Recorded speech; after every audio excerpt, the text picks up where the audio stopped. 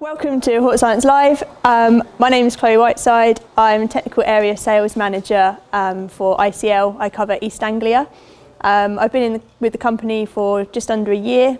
Prior to that, I worked for a company called ADAS, which is a research and environmental consultancy company. So I worked in the horticulture team for just under 11 years, did a wide range of research, mainly on ornamental plants, so bedding, hardy nursery stock, and a lot of growing media work. So did a lot of research with peat reduced and peat free media, raw materials. Some of that work was in collaboration with growing media manufacturers such as ICL.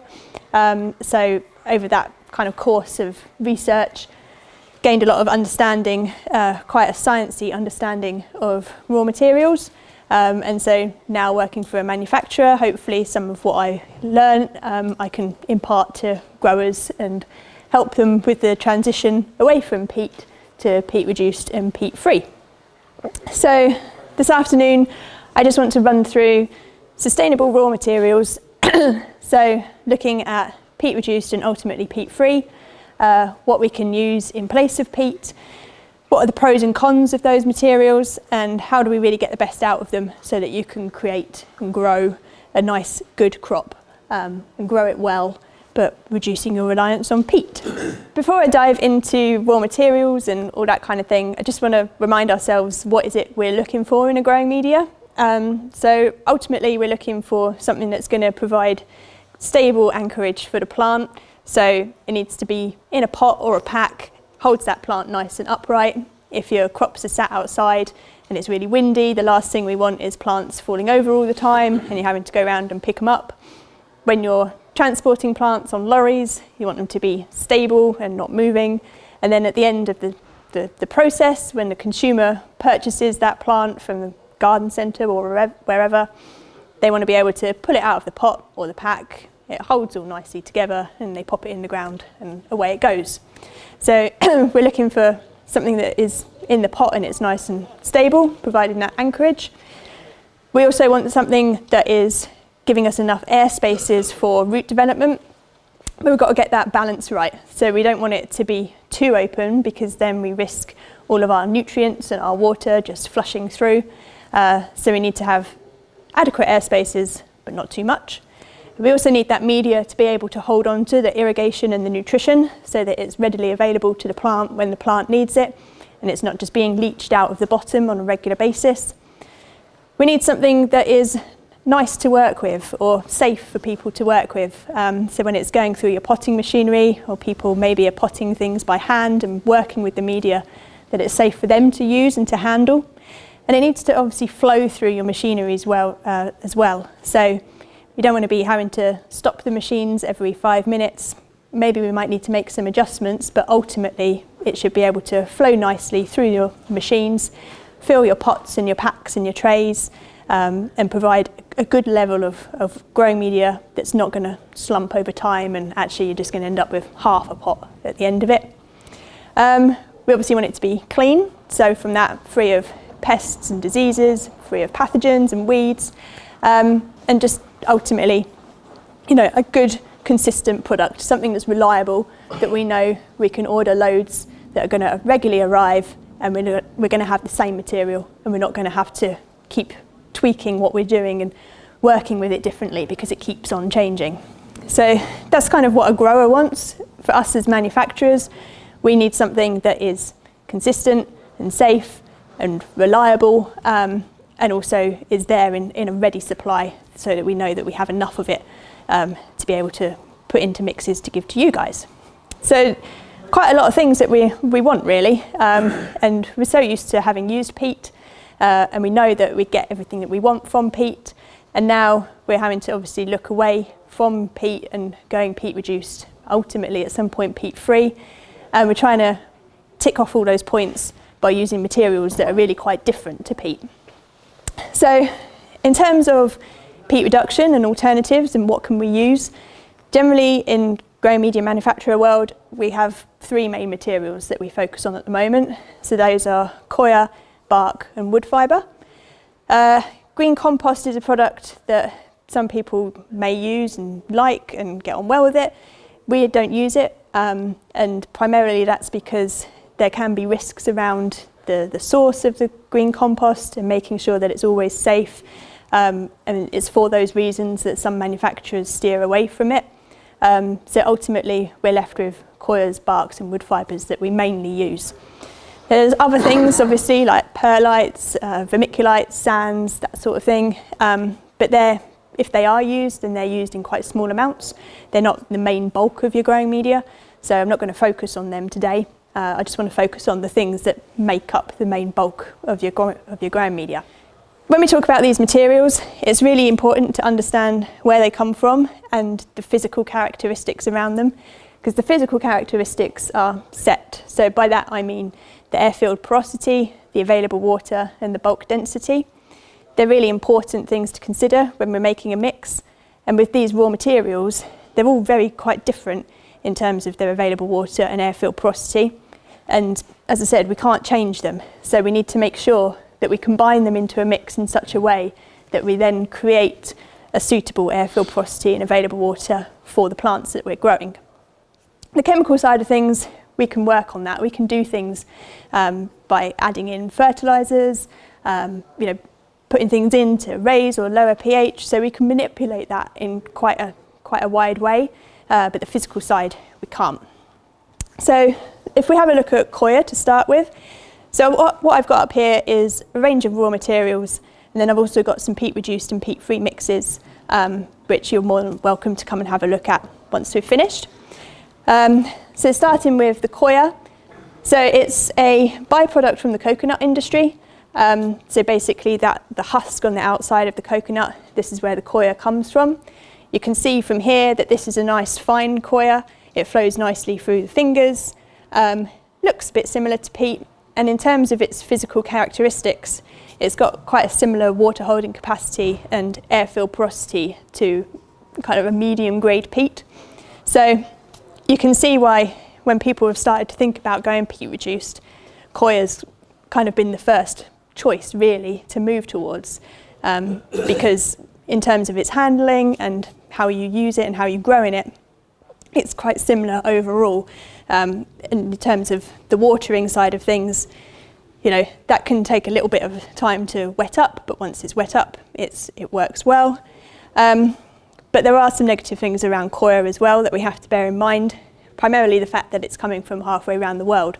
So when you're questioning the sustainability of materials, you have to think, well, is Koya the most sustainable product that I can use?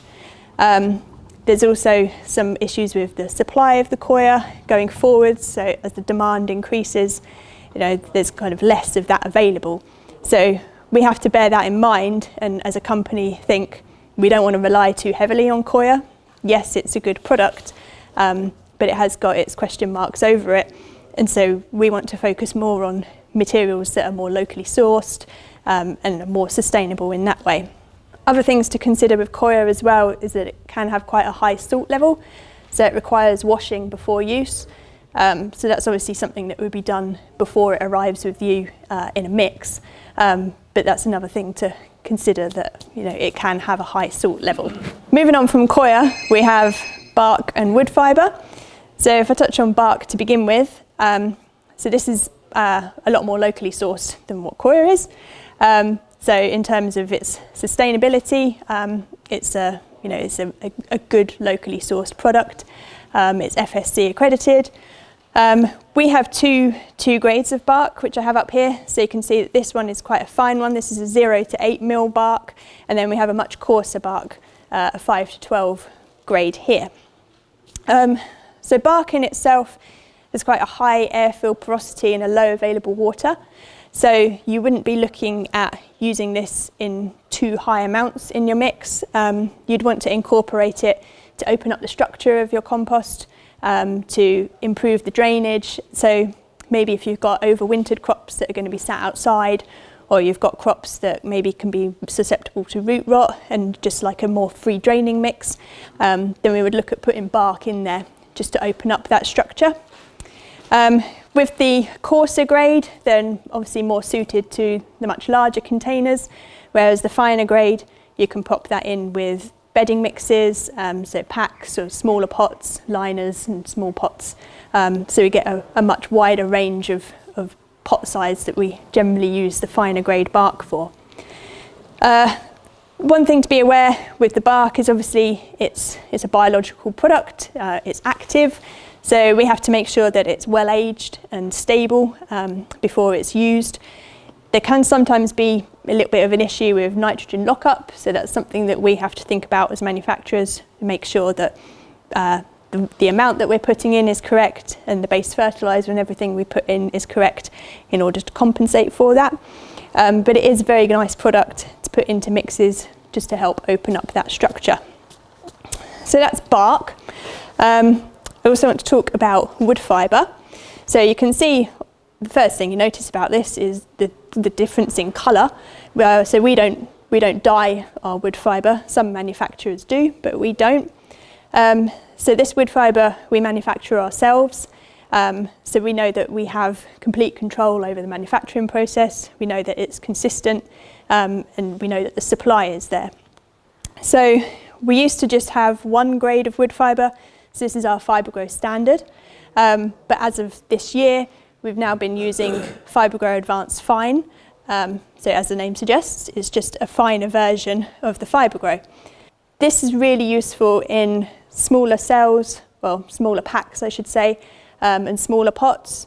One thing that we found for bedding growers and people growing liners, sometimes when they were using the standard FibreGrow, it was just a little bit too chunky or a little bit too coarse, especially if you're then drilling a hole into the pack or the pot.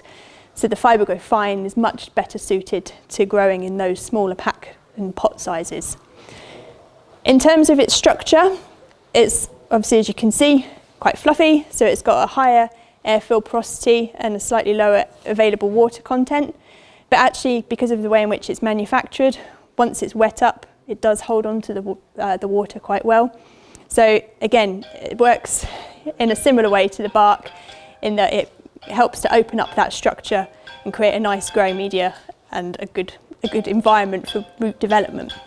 One thing to point out with things like wood fibre and bark, barks are not the same, wood fibres are not the same. Different manufacturers have different types of bark, different sources, different manufacturing processes.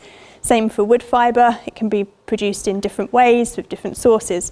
So when you're speaking with your manufacturer, it's quite good to just have an understanding of where the materials come from, what grade of bark they're using, because you might have somebody that you know that is growing in 50% peat, 50% wood fibre, and you decide, oh, I'm going to try and do the same. But if you've got a different manufacturer, then maybe the source of the wood fibre is different, and so then you're maybe going to see different results. So it's just a useful thing to understand as much as you can from your growing media rep about what alternatives they're using in with the peat or in with peat-free, and understanding the materials that way. When it comes to peat reduction, going peat reduced and peat-free, there are a number of factors to consider, and it's not all bad. It's different. Growing in peat reduced and peat-free media does require a different way of thinking. We've been so used to growing in peat, we know how to grow in peat, and we've got, 60, 70 years of growing in peat, and now suddenly we're being told to change that and use materials that we don't really know too much about. Yeah, it's a challenge. We appreciate that and we understand that, but if you go into it and you start growing and treating it exactly the same as peat, then you're not going to get the best out of it. So it's really important to go into it with an open mind and think, right, I'm going to try this, I'm going to do it a bit differently, I'm going to work with my manufacturer and really try and get the best out of it. And it's a little bit of trial and error, and it won't be perfect straight away, but as you do it more and your confidence builds, then you start to understand how these materials work and therefore how to use them and how to manage them, really. Kind of changing the mindset and thinking things through a little bit differently. Now, one of the things to consider and gets brought up quite a lot is irrigation. So you can see from these materials, and when you come up and have a look once they're finished, they are a lot drier than compared to peat that's been dug out of a bog. So when you have a peat reduced or obviously a peat free mix, then that mix is going to be drier. It's probably going to be a bit dusty when it arrives. So there are things that you can do to improve that or kind of reduce the amount of dustiness, particularly with peat-free, but also as you become a bit more peat-reduced. We say to people about trying to get a bit of irrigation in there early on. So with people using peat-free mixes, they might have a sprinkler bar attached to their potting machine or a bale breaker or somewhere where they can get a bit of moisture in there straight away. Because the sooner you can wet things up, like these materials, wet them up, then the easier it's going to be as you go through the season. So you'll know that as standard we put H2Go into all of our mixes anyway, just to help with taking in the water and holding the moisture. If you can put irrigation on really early on at that sort of potting stage or whenever, it activates that wetting agent straight away and just improves kind of the uptake of water into the mix. Once you've got the mixes in the pot and out on your nursery, then it's almost a little bit of retraining and thinking about looking at the pots, but also lifting up the pots, putting your finger in or taking them out and looking at them that way. Because with the peat reduced and much more with the peat free, you start to see that the top dries out quickly, but the rest of the pot is actually quite damp inside. So you don't want to then risk overwatering because you think it's dry. All you're going to do then is obviously just maybe make the pots too wet, flush through some of the nutrition in there. So it's a little bit of retraining around the peat free and the peat reduced and making sure you're getting the irrigation right. When you start to go peat reduced, you're probably not going to have to make too much of an adjustment to your machinery. It's when you get further peat reduced and then into peat free, maybe you might see that actually I need to make a few tweaks here with the potting machine, making a few adjustments so that actually the media is filling up the pot nicely, you're getting the right amount in there and the dibbed hole is as you want it to be. Or with a tray filling machine, just making a few adjustments so that when the brush passes over and kind of smooths out that tray, that it's not pulling bits of material back out. Once you make those adjustments, then you know they're pretty much set and you should find that everything is flowing through quite nicely. But it's just important to think about, if my machinery has been set up for peat and now I'm 30, 40, 50% peat reduced or ultimately peat free, maybe I just need to make a few tweaks there and adjust it. So that's another thing to be aware of with peat reduced and peat free. There is the ability for some of these materials to hold on to a little bit of the nitrogen. So we would, as manufacturers, compensate for that by base fertiliser and what have you that we put in. But you may find for a long-term crop that you've got sat outside that maybe in the past it didn't need liquid feeding, maybe now liquid feeding occasionally is something that we're going to have to consider just to make sure that we're giving a boost to the plants there. Another thing to consider as well is the pH of these materials. So the pH of peat is relatively low, so it's around about 4, 4.5, something like that. So we obviously need to bring the pH up to make it in a suitable range for growing crops. So to do that we add dolomitic lime. Now if we're reducing our peat content and putting in materials like this, or ultimately creating a peat-free mix, then that mix is already going to have a higher pH and it's already going to be at around the right level, kind of 5.8 to 6.2, that kind of level that we need for growing plants. So we don't therefore have to put in as much lime, but in not putting in as much lime, we're obviously not putting in as much calcium and magnesium. So that's just something to be aware of. Again, we try to counteract that with the fertiliser and stuff that we put in, but it's just understanding that the pH of these mixes is already a bit on the higher side, and then if you're liquid feeding and depending on what kind of fertiliser you're putting on as well, you know, that's probably going to affect your pH a little bit, maybe send it a bit up or a bit down. So monitoring your plants is really quite important. So having an understanding of your water source at the start of each year, getting that tested, and then maybe just testing the compost a couple of times a year, just to see what's happening with the pH once it's out in the pots and you've been feeding, just keeping an eye on it. Obviously we don't want it to creep too high, because then you can get nutrient lockup of some of the nutrients we need wouldn't be available to the plant. So it's just bearing things like that in mind and keeping communication open with your growing media manufacturer to make sure that you know whereabouts you're supposed to be with pH and things like that.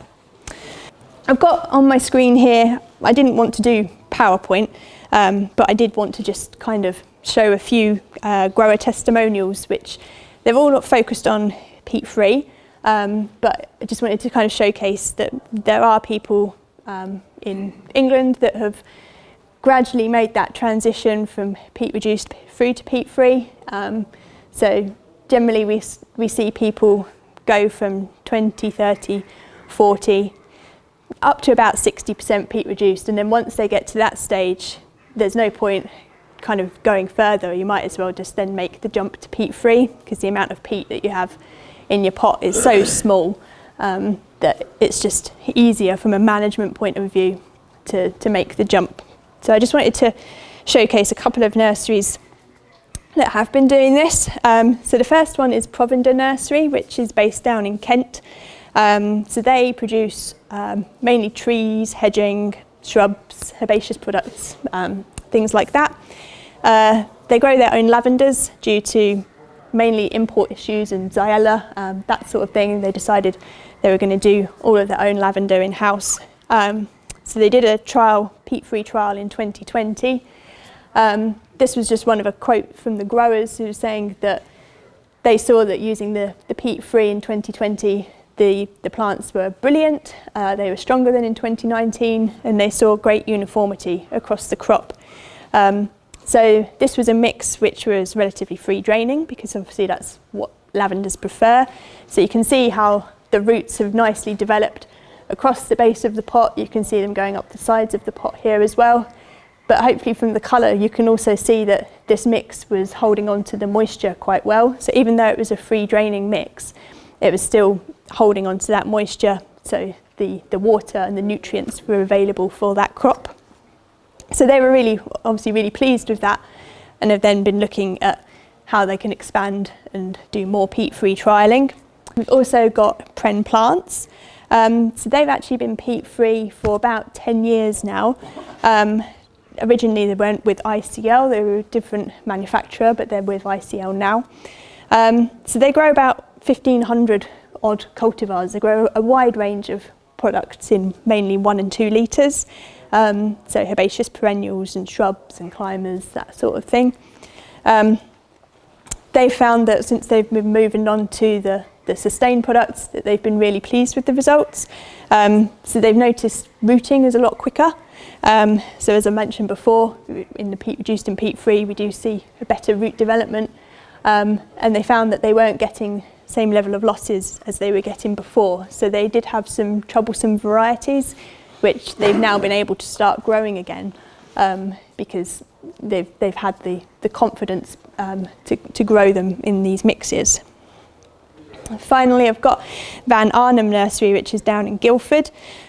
Again, they grow trees and shrubs and perennials. They started peat-free trials in 2021.